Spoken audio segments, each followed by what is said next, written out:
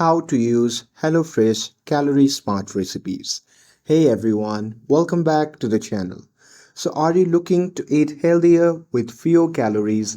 Then here is how to use HelloFresh Calorie Smart Recipes on the mobile app. So, now without further ado, let's get started.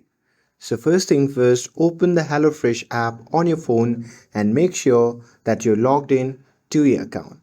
And now here, once you're inside the app, you can just tap on recipes or meal option in the menu and then look for the filter icon and use it to select the calorie smart meals. And there you can simply explore the calorie smart recipes and tap to add your favorite ones.